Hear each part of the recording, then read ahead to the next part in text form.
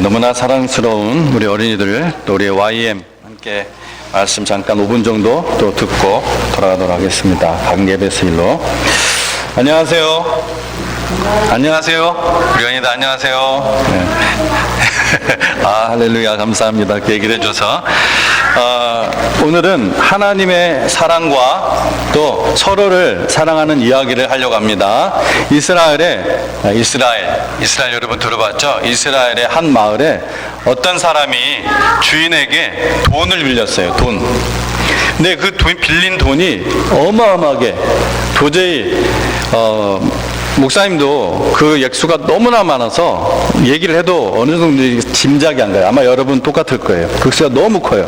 근데 성경에는 이게 이제 1만 달란트라고 되어 있는데, 당시에 이 1만 달란트가 뭐냐, 어느 정도냐면, 당시에 로마의 기록에 의하면은 유대인의 이스라엘의 1년 그 쓰는 돈이 1천 달란트였대요. 1천 달란트. 그러니까 그거 10배예요, 10배. 1만 달란트가. 그러니까 상상을 못 하겠죠? 그렇게 엄청난 빚을 져서 이 사람이 갚을 날이 되었는데, 주인에게 그 돈을 꾼 사람에게 빚을 갚지를 못했어요. 그러니까 당연히 엄청난 벌을 받아야 되죠. 몸으로 떼우려면 감옥에 들어가야 되고, 그래서 그 주인이 그 빚을 진 모든 가족을 다 감옥에 넣고 노예로, 종으로 다 부리겠다고 이렇게 말을 했어요. 근데 그 돈을 빌려서 갚지 못한 그 사람이 너무나 무서워서 또 엎드려서 눈물을 흘리면서 평생을 주인에게 그 돈을 갚겠으니 한 번만 용서해달라고 했어요. 근데 그 모습을 본 주인이 어떻게 했을까요? 그 모습을 본 주인이 그 빌린 돈을 하나도 받지 않고 다 용서해 줬어요. 엄청난 빚인데 정말 사랑이 너무나 많은 그러한 주인이 용서해 준 거예요. 그런데 그 엄청나게 많은 돈을 다 용서받은 사람에게 또 다른 친구가 하나 있었어요. 그 엄청나게 많은 빚을 다 용서받은 친구가 다른 친구에게 돈을 꽂았는데, 그 돈은 얼마 되지 않는 돈이었어요. 근데 그 친구가 갚을 날이 되었는데 갚지를 못하니까 이 사람이, 그 엄청나게 많은 돈을 다 용서받은 사람이, 빚을 용서받은 사람이 그 친구를 아주 친구한테 화를 내면서 멱살을 잡았다고 성경에 보면은, 멱살을 잡고 그 온 가족을 감옥에 쳐 넣어버렸어요. 자기는 엄청난 죄를 용서받아 놓고 자기 친구가 조금 잘못한 것을 가지고 용서하지 않은 거예요. 여러분이 만일 그렇게 많은 용서를 받았던 사람이었다면은 여러분은 어떻게 했을 것 같아요? 여러분도 막 멱살을 잡고 그 온 가족을 다 감옥에 넣고 다 종으로 부릴 거예요? 네. 됐어요, 그러면. 오늘 설교 다 들은 거예요. 이 친구들의 이야기가 바로 우리와 하나님의 이야기와 비슷해요. 하나님은 부자이시고 우리는 때로는 도움이 필요한 아주 가난한 사람이에요. 하지만 하나님은 우리에게 자신의 가장 큰 사랑을 주셨어요. 그 사랑 안에서 우리는 서로를 사랑하고 돕는 것이 하나님의 뜻이고, 그것이 바로 아름다운 일이에요. 성경에는 이것이 피차 사랑의 빛 외에는 아무에게든지 아무 빛도 지지 말라라는 구절이 있어요. 이는 우리가 하나님의 사랑으로 빚진 것처럼 그렇게 서로를 사랑하고 돕는 일이 소중하다는 말입니다.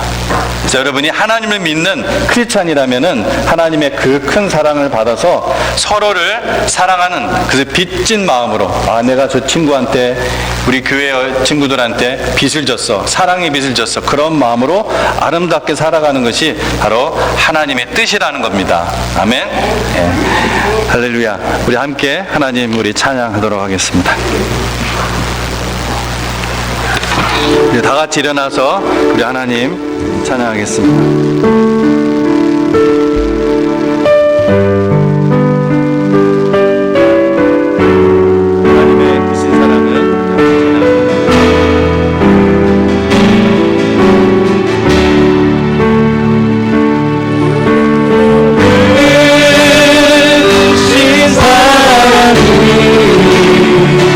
주님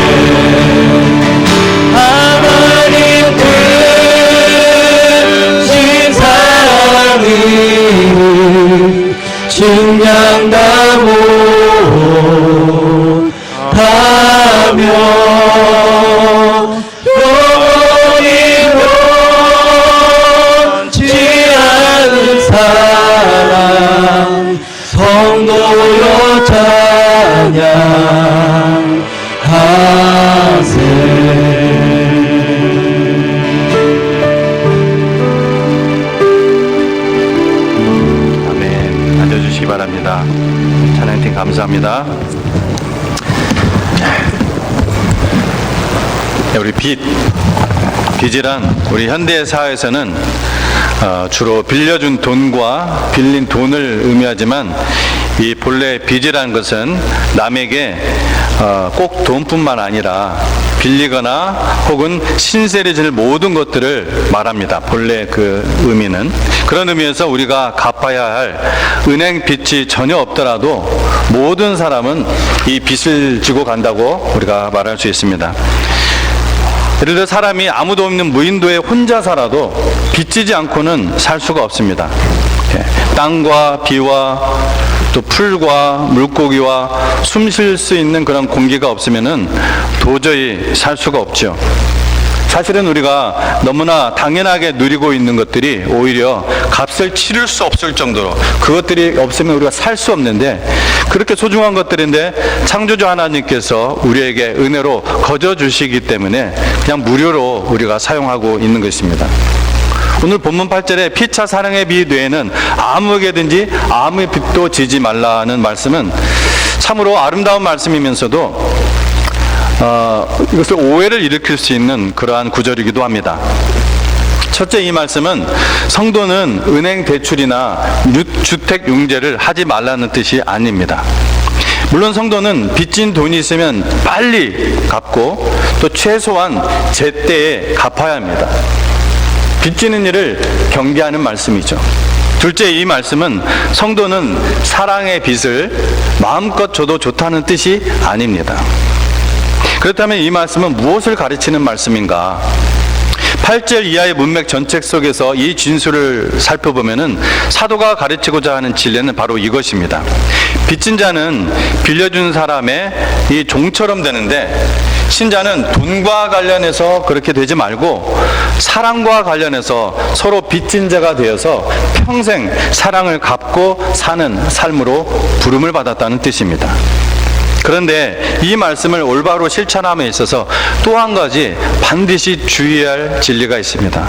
서로 빚진 자가 되어 평생 사랑을 갚고 산다고 했을 때 그 사랑은 세상 사람들이, 즉 하나님을 믿지 않는 자연인이 하는 사랑을 말하는 것이 결코 아닙니다. 그러면은 여러분 실패합니다. 우리가 피차 사랑의 빚진 자가 된 이유는 뭡니까? 하나님의 사랑 때문입니다. 하나님의 사랑 아니면은 서로 빚진 자가 아니죠. 사랑으로. 우리가 아직 죄인 됐을 때 우리를 위해서 하나님의 아들 하나님을 십자가에 못 박혀 죽으시고, 또 3일 만에 그 아들 하나님을 부활시키시고, 또 오직 그 예수님을 영접하는 자에게는 모두 다 우리의 모든 죄를 용서하시고 하나님의 자녀가 되는 그런 특권을 주신 그 거룩한 사랑 때문에 우리가 피차 사랑의 빚진 자가 된 것입니다. 그 놀라운 사랑을 받았기 때문에 우리는 두말할 것이 없이 서로 사랑을 할 빚을 졌다는 것입니다. 그러므로 8절 피차 사랑의 빚 외에는 아무에게든지 아무 빚도 지지 말라는 말씀은 하나님의 이 위대한 사랑의 희생의 사랑을 받고 하나님의 자녀가 된 성도들이여, 천국에 본향을 둔 자녀들이여, 이 하나님의 사랑을 주고 이 하나님의 사랑을 받는 일, 즉 서로 사랑을 하는 일을 멈추지 말라는 말씀입니다. 주님께서는, 그리고 성경은 그리스도인이 단지 세상 질서를 지키고 사는 것 그 이상을 가르치고 있다는 것을 우리 너무나 잘 압니다. 그래서 우리는 그것을 들을 때는 마치 내가 이미 알고 있었던 것처럼, 너무나 많이 귀로 들었으니까 그렇게 반응을 하면서도 실제로는 너무나 쉽게 다르게 행동을 합니다. 그리고 다르게 판단을 합니다. 상대방을. 저는 이것을 두 가지 방식으로 묻곤 합니다. 신앙생활에서 가장 중요한 것은 무엇입니까? 다른 거 다 잘해도 가장 중요한 거 못하면 안 되잖아요. 혹은 성도의 삶에서 가장 중요한 것은 무엇입니까? 같은 질문이에요. 근데 이런 질문을 하면은 가장 중요한 것이면 하나인데, 그렇죠? 그런데도 거의 항상 매우 다양한 답이 나오곤 합니다. 가장 중요한 것이면 답이 그렇게 다양하게 나온 것이 아니라 최소한 다양하게 표현을 해도 하나로 좁혀질 텐데 굉장히 다양해요. 완전히 다른 이야기들이 나옵니다. 그 이유는 우리가 자기 자신의 어떤 특기나 어떤 개인적인 생각에 따라 생각하기 때문에 그렇습니다. 성경적으로 생각하는 것이 아니라. 기도를 많이 하는 사람은 신앙생활은 기도에 결정적으로 좌우된다, 그렇게 얘기를 합니다. 봉사로 신앙생활의 척도를 가늠하는 사람은 신앙생활을 봉사로 대체할 수 있다고 생각을 합니다. 또 새벽 기도를 잘하며 선교를 많이 하는 것을 신앙의 척도로 생각하는 분도 있습니다. 구제를 잘하고 구제를 안 하는 사람은 모두 믿음이 부족하거나 성숙하지 못하거나 가짜 신자로 생각하는 사람도 있습니다. 찬양을 잘하는 사람은 찬양이 없는 신자는 하나님을 사랑하지 않는다고 생각할 수도 있습니다. 성경 공부, 전도, 사람마다 신앙생활에서 가장 중요하다고 생각하는 것들이 다양하다는 거예요. 지금까지 열거한 모든 것들은 그리스도인으로서 매우 중요한 것들입니다. 교회를 세우는 것들이고 아름다운 것들이고 무엇보다도 그것은 주님의 명령이기도 합니다. 즉 하나님이 기뻐하실 일입니다. 그런데 그 모든 것들을 이것 안에서 하지 않으면 그 중요하고 그 아름답고 그 소중한 것들이 바람 빠진 타이어와 같다는 것입니다. 타이어 자체는 정말 멋있고 타이어 자체는 정말 잘 만들어졌는데 여러분 바람이 빠져버리면은 빵꾸가 나버리면은 소용이 없죠. 그래서 고린도전서 13장에서 사도는 이렇게 말씀을 합니다. 내가 예언하는 능력이 있어 모든 비밀과 모든 지식을 알고 또 산을 옮길 만한 모든 믿음이 있을지라도 사랑이 없으면 내가 아무것도 아니요 내가 내게 있는 모든 것으로 구제하고 또 내 몸을 불사르게 내줄지라도 사랑이 없으면 내게 아무 유익이 없느니라. 마지막 부분은 참 놀랍죠. 사랑이 없는데 어떻게 내 몸을 불사르게 내줄 수 있을까? 바로 인간적인 사랑이 아니라 내 의로운 사랑이 아니라 나의 희생적인 그런 사랑이 아니라 그 사람이 그렇게 했을지라도 하나님의 사랑을 오지 않았으면 그가 nothing이라는 겁니다. 그래서 사도는 이 고린도전서의 마지막 이 16장에서 이렇게 가르칩니다. 너희의 모든 일을 사랑으로 행하라. 14절 말씀입니다. 너희 모든 일을. 그렇게 하지 않으면은 어떻게 된다는 거예요? 우리가 하는 기도, 봉사, 구제, 선교, 전도, 성경 공부 모든 것을 사랑으로 행하지 않으면 바람 빠진 타이어와 같다는 거예요. 아예 사도 바울은 뭐라고 했어요? nothing, 헛것이다. 자, 오늘 설교 다 끝났나요, 제가? 아닙니다. 그럼 여기까지만 적당히 눈 감고 들으면 안 돼요. 여기까지만 들으시면 여러분 그냥 디저트만 먹은 거나 마찬가지입니다. 자, 신앙생활에서 다시 한번 지금부터 여러분 잘 들으셔야 돼요. 여기서부터는 귀를 쫑긋하고 듣지 않으면은 많은 이 진리들이, 흩어진 진리들을 우리가 실어 깨야 되는 순간이기 때문에 여러분이 그냥 멍하니 갈 수도 없습니다. 잘 들으셔야 돼요. 신앙생활에서 가장 중요한 것은 무엇인가? 그것은 바로 하나님 사랑, 이웃 사랑이라고 했습니다. 그것은 제 주장이 아니라 마태복음에서 어떤 바리새인이 그런 질문을 했어요.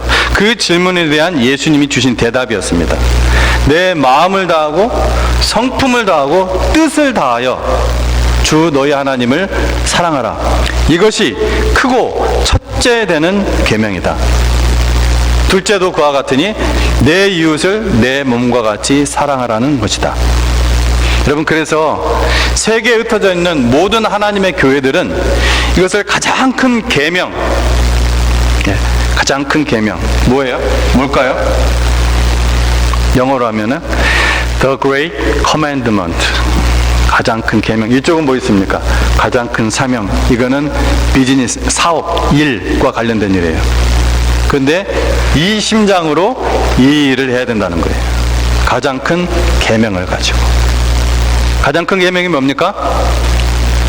하나님 사랑, 이웃 사랑. 요한복음에서는 십자가에서 달리시기 전날 밤에 최후의 만찬을 나누시고 제자들에게 주신 계명이었어요. 새 계명을 너희에게 주노니 서로 사랑하라. 내가 너희를 사랑한 것 같이 너희도 서로 사랑하라. 근데 자, 어떻게 보면은 이 세 계명 속에는 마태복음에서 말씀하셨던 크고 첫째 되는 계명 뭐예요? 하나님 사랑. 하나님을 사랑하는 것에 대한 것이 없는 것처럼 보이죠. 다시 한번 제가 읽어드릴게요. 새 계명을 너희에게 주노니 서로 사랑하라. 내가 너희를 사랑한 것 같이 너희도 서로 사랑하라. 마치 첫째 계명에 빠진 것처럼 보인다는 것입니다. 하지만 우리가 복음서 전체에 있는 예수님의 가르침으로 이 말씀을 우리가 조명하고 이 구절 자체만으로도 조금만 더 우리가 생각해 보면은 이 말씀은 이미 크고 첫째 되는 계명을 필수적으로 전제하고 있다는 것을 우리가 알 수가 있습니다. 하나님의 자녀된 우리에게 주어진 크고 첫째 되는 계명은 내 마음을 다하고 내 목숨을 다하고 뜻을 다해서 내 하나님 여호와를 사랑하는 것입니다. 그런데 요한복음 13장에서 이 세 계명을 주신 다음에 서로 사랑하라는 이 세 계명을 주신 다음에 요한복음 14장에서는 무엇이라고 하셨느냐면은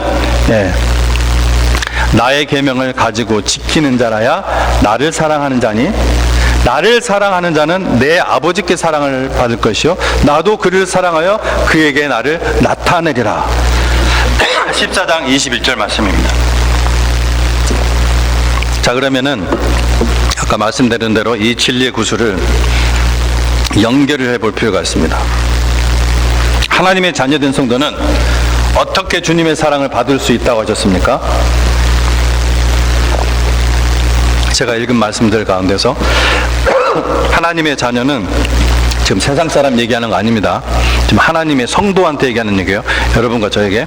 하나님의 자녀된 성도는 어떻게 주님의 사랑을 받을 수 있다고 하셨어요? 제가 주의해서 들으라고 했죠. 나를 사랑하는 자. 예수님 말씀하셨어요. 나를 사랑하는 자는 내 아버지께 사랑을 받을 것이요 나도 그를 사랑하여 그에게 나를 나타내리라 하셨습니다. 여러분이 하나님의 사랑, 여러분 성도로서 여러분이 체험하지 못하고 맛보고 옛날에는 그런 사랑이 있었던 것 같은데 내가 뭔가 좀 그런 사랑을 느끼지 못하고 그러고 있다면은 그럼 원인이 뭘까요? 여러분 주 예수님을 사랑하십니까?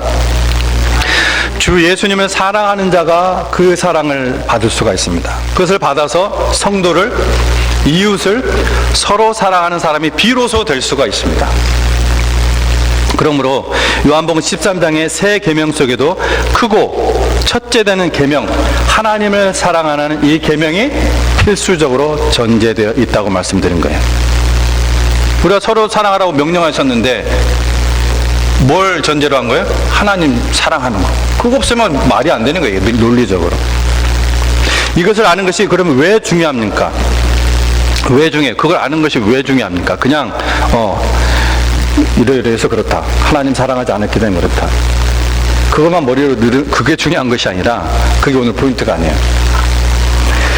안 되는 원인, 내가 서로 사랑하는 성도 간에 서로 사랑하는 것이 안 되는 원인, 또 내가 노력을 했는데도 실패하는 원인을 먼저 진단을 잘해야 되죠. 진단이 틀리면은 치료도 엉터리가 되는 거예요. 그렇죠?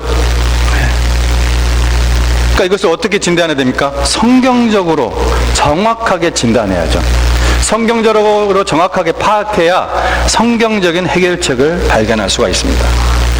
저와 여러분은 모두 하나님의 자녀로 구원받은 사람들이지만 여전히 단점이, 결점이, 실수가 많은 사람들이라는 것을 여러분 누구한테 안 알려줘도 뭐 저의 모습을 봐도 여러분 잘 알고 여러분께 삶을 통해서도 너무나 이건 뭐 알려줄 필요가 없습니다. 잘 알아요. 그런데 여러분 우리가 그러한 단점 때문에 우리가 그런 결점 때문에 우리가 서로 사랑하는 것을 실패하거나 어려운 것이 아닙니다. 그럼 여러분 전혀 지금 다르게 진단하고 있는 거예요. 다시 또 그 원인을 사람에게서 찾고 있는 거예요. 사람의 어떤 능력에서. 원인은 뭐냐? 사실은 위대한 하나님의 사랑을 잘 몰라서 그렇습니다. 그 위대한 하나님의 사랑을 잘 받아보지 못해서 그래요.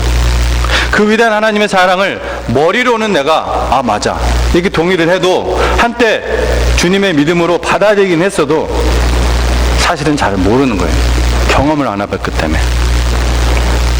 혹은 한때 주님 사랑 그 속에 거했었는데 지금은 예수님의 그 사랑의 품 밖으로 나온 지가 오래돼서 그런 것일 수도 있습니다. 이건 더 심각한 거죠. 영적으로 무뎌진 거예요. 완전히 무감각해진 것입니다. 그 부분이 죽은 거예요. 여러분이 되어버리면은 그분이 감각이 없어져 버리잖아요. 참아요. 그래서 어떻습니까? 가장 중요한 동력과 방향이 사라져 버리니까 공허해요. 뭘 해도 공허합니다. 그 끝은. 그러므로 우리가 내가 너희를 사랑한 것 같이 너희도 서로 사랑하는 말씀을 도저히 내가 안 될 때, 따를 수 없을 때, 내가 왜 그렇게 해야 되는지 그 동기부여가 되지 않을 때 가장 먼저 해야 될 일은 무엇입니까? 주님의 품으로 들어가서 주님의 그 위대한 사랑을 다시 한번 내가 맛보고 그 위대한 사랑의 바다에 빠져서 그 사랑을 깊이 누려야 한다는 거예요. 그렇게 예수님 아버지 하나님과의 사랑을 회복하려면 여러분 어떻게 해야 됩니까? 어떻게 해야 돼요? 감동적인 아주 은혜가 충만한 그러한 찬송을 듣고 눈물이 흐를 때까지 내가 열심히 찬양을 부르고 혹은 다른 그리스도인의 그 감동적인 간증을 찾아서 들으면 됩니까? 그거는 밴디지 붙인 거나 마찬가지예요. 그거는 일순간입니다. 잠시는 내 감정을 복돋우고 뭔가 기분이 좋아지고 내 감성을 정말 뭔가 좀 은혜로운 감성으로 가져다 줄지는 몰라도 결코 그것은 해결책이 될 수가 없습니다. 오늘 들은 말씀 중에 그 해결책을 이미 말씀하셨어요.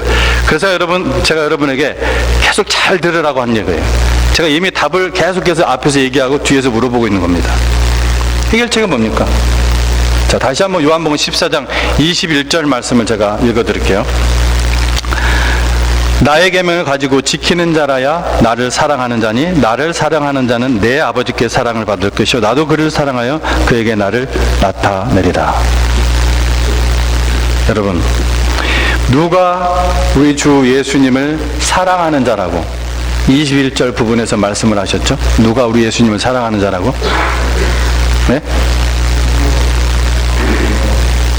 네? 크게 얘기해 주세요. 틀려도 이건 다. 나의 계명을 가지고 지키는 자라야. 나의 계명을 가지고. 다시 한번요. 나의 계명을 가지고 지키는 자라야. 나를 사랑하는 자라고 했어요. 여러분 주님 사랑합니까? 여러분 아멘 한다면은 여러분 안에 하나님 말씀이 있어야 되고 박혀 있어야 되고 그 말씀을 지키고 있어야 되고 그 말씀을 따르고 있어야 돼요.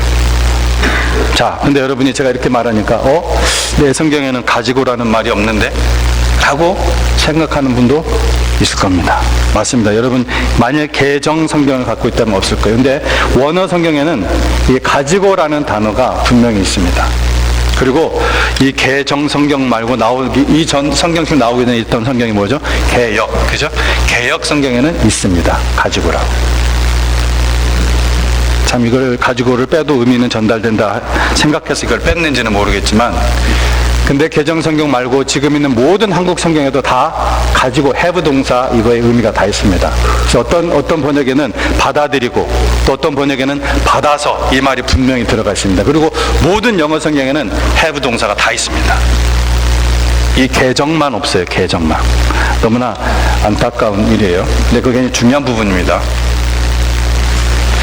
자, 그리고 여기서 계명을 하겠습니다. 나의 계명을 가지고 이 계명은 뭘까요?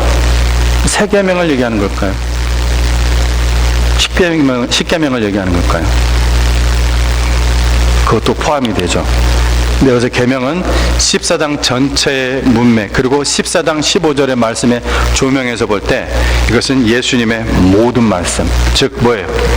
이 성경 말씀 모든 것을 가리킵니다. 이제 좀 정리를 합시다.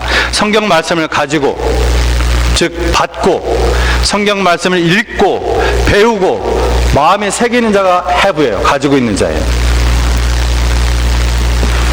그렇게 읽고 배우고 새긴 성경 말씀을 지키라는 것은 뭐예요? 순종하라. 그 말씀을 붙잡고 따라가는 것이라고 할 수 있습니다.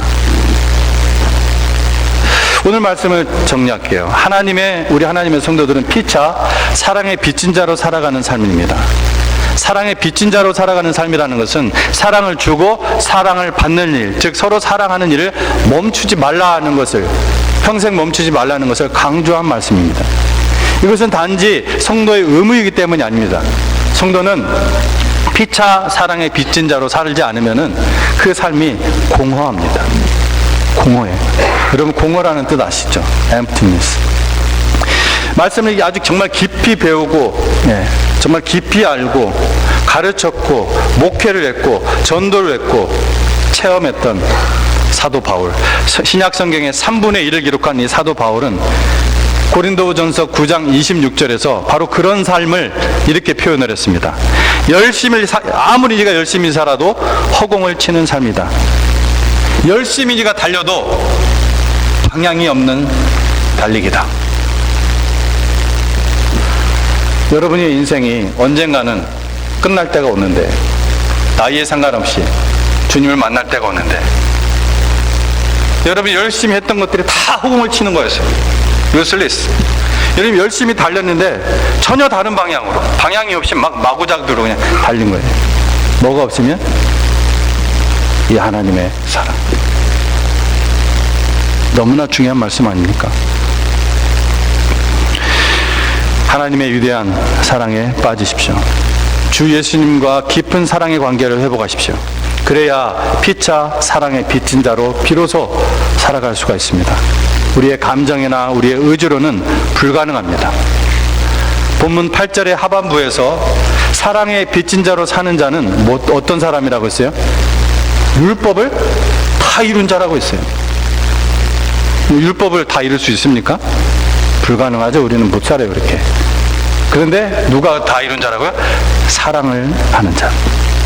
피차 사랑을 빚진 자로 사는 삶이 율법을 다 이룬 자다. 이 선을 통해서도 이 사랑은 우리의 인간적인 사랑의 힘이나 의지로 하는 것이 아니라 하나님의 사랑으로 하는 것임을 증명해 줍니다.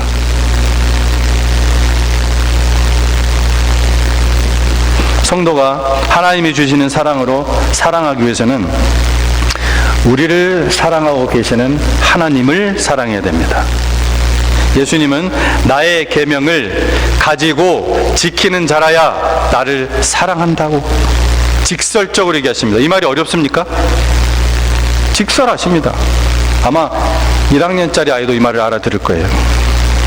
성경 말씀을 읽고 배우고 상고하십시오. 그리고 그 말씀을 지키고 순종하고 붙잡고 따라가십시오. 하루 이틀 하다가 멈추지 말고 계속 하십시오. 처음 여러분이 예수님을 영접하고 경험했던 그런 갓난아이 수준은 넘어서야 비로소 경험하게 될 것입니다. 그때까지는 여러분에게 아무런 일 안 일어날 겁니다. 하지만 얼마 안 가서 여러분이 그렇게 할 때, 얼마 안 가서 여러분이 이미 하나님의 사랑의 바다에 빠져 있는 여러분 자신을 발견하게 될 것입니다. 여러분, 피차 사랑의 빚진 자로 살아가는 것은 우리 힘으로 할 수 없습니다. 우리 서로 그런 부분에 있어서 인정할 것입니다. 저도 마찬가지입니다. 그런 나 자신을 발견할 때 어디로 달려가라고요? 하나님께, 하나님의 그 말씀에, 그 하나님 말씀에 달려가야 됩니다. 읽고 연구하고 그냥 후루룩 읽으라는 얘기가 아니라 정말 읽고 연구하고 더 깊이 배우고, 여러분이 깊이 들어갈수록 하나님의 그 깊은 사랑을 느낄 수가, 알 수가, 체험할 수가 있기 때문에 그렇습니다. 내가 하나님께 이런 사랑을 받을 자격이 전혀 없는데 받고 있는 그 빚진 자의 마음을 여러분 알게 될 것입니다. 하나님이 사랑하시는 우리 모두가 그렇게 사랑의 빚진 자들의 대열에 함께하는 깊은 그런 기쁨을 누리고, 위대한, 여러분에게 그런 위대한 인생에 하나님께 주신 그 위대한 인생 아닙니까? 하나님께 주신 생명 아닙니까? 그 위대한 인생의 최고의 가치를 실현하기를 주의 이름으로 축원합니다. 함께 기도하겠습니다.